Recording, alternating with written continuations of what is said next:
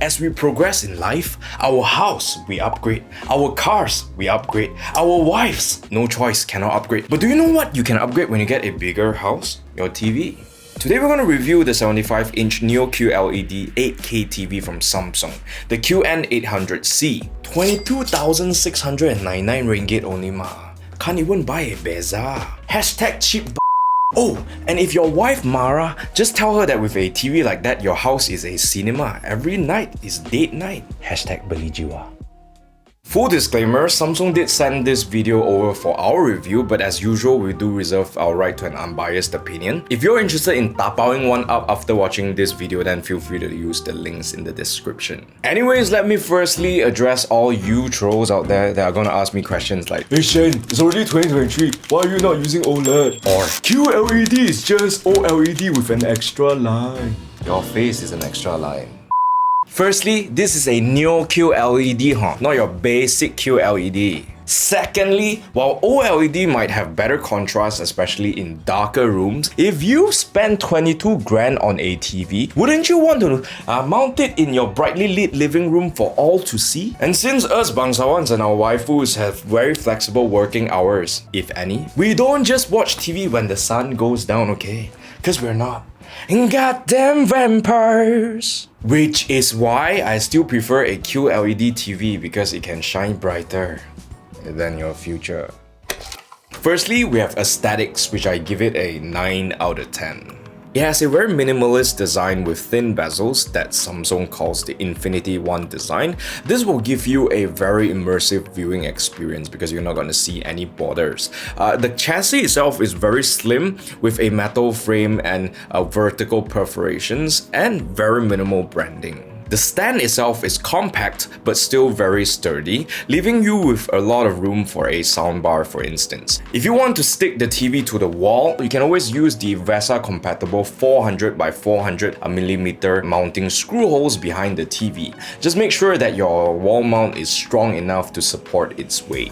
Speaking of weight, here are the physical dimensions to the TV in case you're interested. In terms of technical specs, this is a 75-inch 8K 10-bit IPS panel with a mini LED local dimming backlight. It also has a 100Hz refresh rate, which makes it look pretty good for gaming as well. Now let's move on to picture quality. Firstly, we have contrast ratio, 8 out of 10. A higher contrast ratio means deeper blacks and brighter whites, which will improve the visual impact of the image. We don't really have a luminance meter, but subjectively speaking, the contrast ratio of this TV is actually very good considering that it's an IPS panel. You'll definitely appreciate it more in a decently lit room as the brightness of your TV gets cranked up to accommodate for the ambient lighting. Your eyes will then adjust to the screen brightness accordingly, which will improve the contrast that you see. Turning on local dimming will improve this even further. Also, I suggest turning off contrast enhancer. Some of you might enjoy it, but I find that it makes the image look very plasticky and unnatural, not to mention reducing the amount of detail that you get in the highlights and also shadows. For local dimming, I give it an 8.5 out of 10. This TV comes with mini LED backlighting, or what Samsung calls their Quantum Matrix Technology Pro, which is supposed to have 1.5 times more lighting zones than their non-Pro variant. It performs quite well except for some blooming around bright objects on dark backgrounds, such as your subtitles, your menus and stuff like that. But if you turn on local dimming to high, it fixes most of these issues.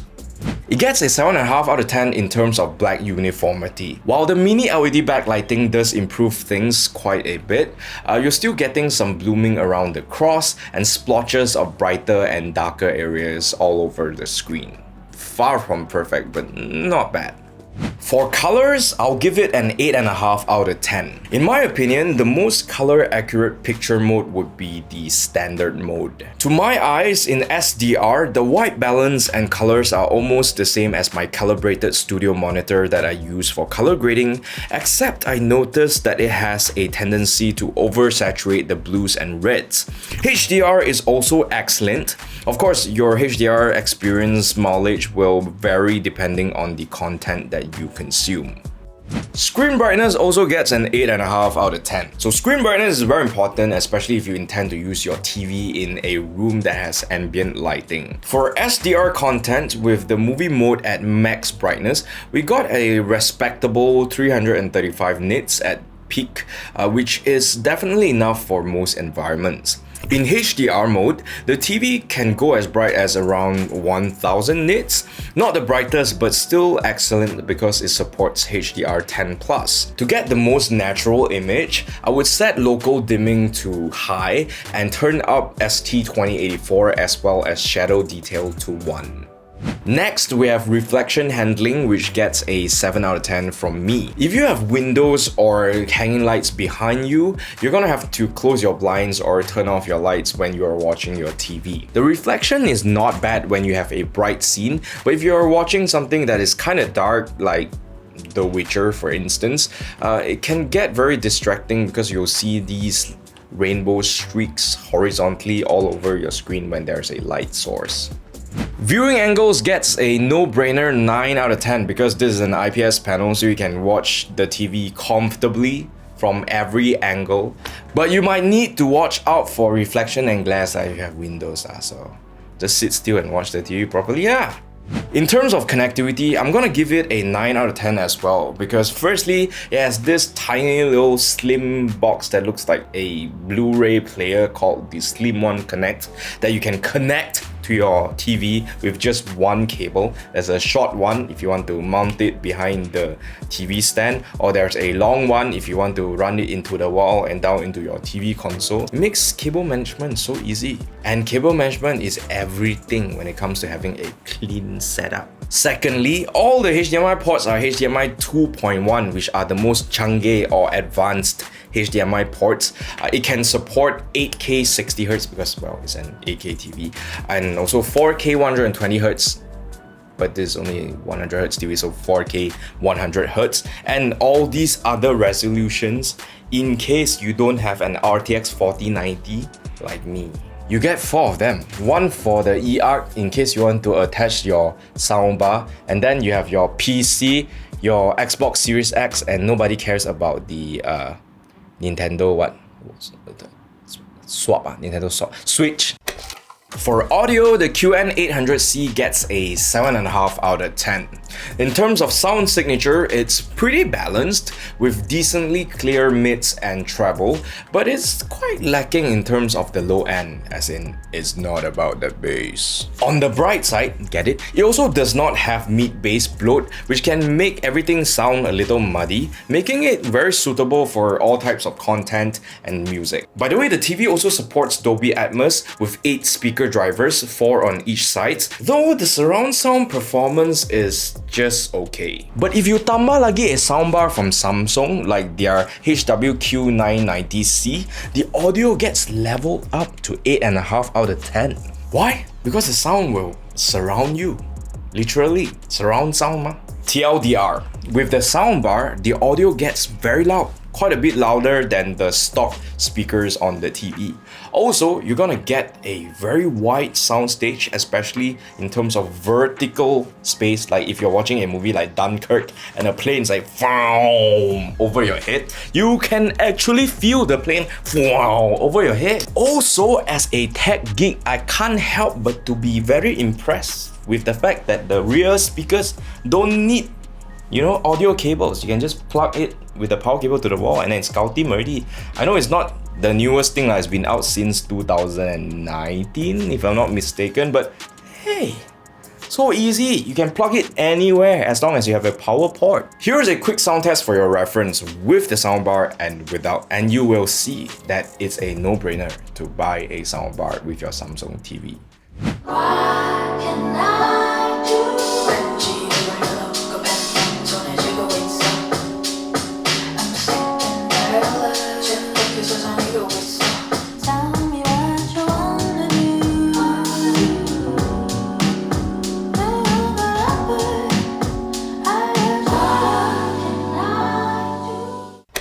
Now, since this is a smart TV and it's already 2023, we're going to talk about smart features, which the Samsung QN800C gets a 7.5 out of 10 from me.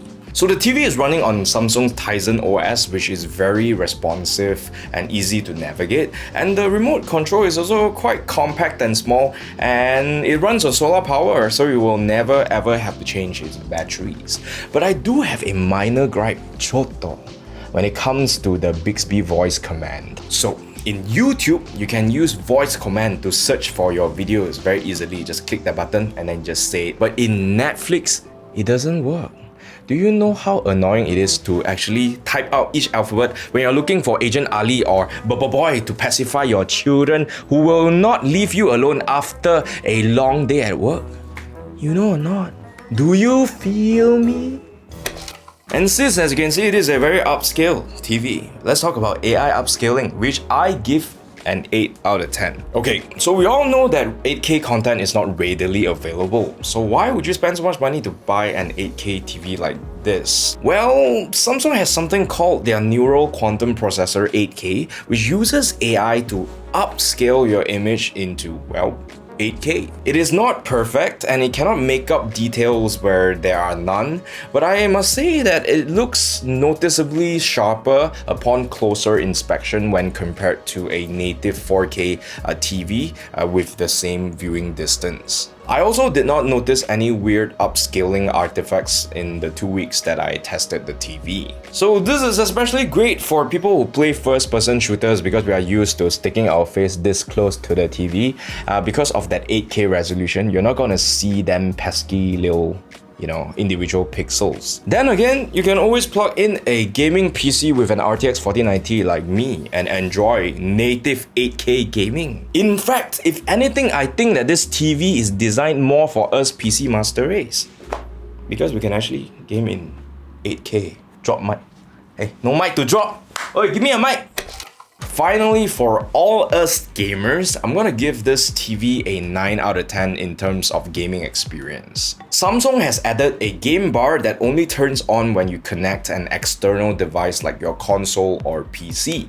It has some pretty useful features like toggling on the motion accelerator turbo, which will reduce motion blur with fast-moving objects, especially like cars in racing games or when your weapon is shaking in, FPS shooters. Playing first-person shooters on this TV, I was actually very impressed by the super low and fast response time. I can subjectively say that competitive gamers that are used to those super fast 1 to 2 millisecond gaming monitors will have nothing to complain about. There is also FreeSync Premium that will help you eliminate any screen tearing issues. So all in all, I must say that when it comes to gamers, this TV is ticking all the right boxes.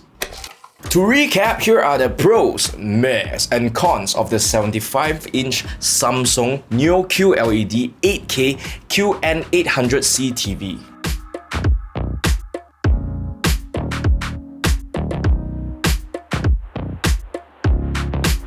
I give this TV a hashtag cheap buy like Oprah. 8K for everybody, even though you cannot afford an 8K gaming PC. 8.5 out of 10. In conclusion, we found out that 8K TVs are getting slightly cheaper. 8K AI upscaling technology has improved quite a bit, so you can take a look at 1080p and 4K video content without staring at them pesky little pixels when you're sitting closer to the screen. QLED is also better for brighter rooms so that you can gong ming zeng dai and play your game in the light like an adult and not hide in your naughty corner and play game like a child hiding from your mother. It is also very color accurate for SDR and HDR content with enough brightness for most environment and enough ports for all the devices that you need to connect to it. Finally, in my opinion, that soundbar is almost essential if you want to enjoy this TV to the fullest, so you might as well spend the extra money to buy it. And that is everything I have to say about the 75-inch Samsung Neo QLED 8K QN800C TV. This time don't need to read it. See or not? Oi, Samsung. I remember your name. Jokes aside, if you thought this video was helpful, don't forget to give it a like and share, and also subscribe to our YouTube channel and hit that notification bell to see more content like this. Also, don't forget to follow us on Facebook if you're a boomer, TikTok if you're a Gen Z, and Instagram if you are everyone in between to see more shenanigans from the Mob House crew. Again, my name is Shane the Bangsawan, and I will see you in the next one.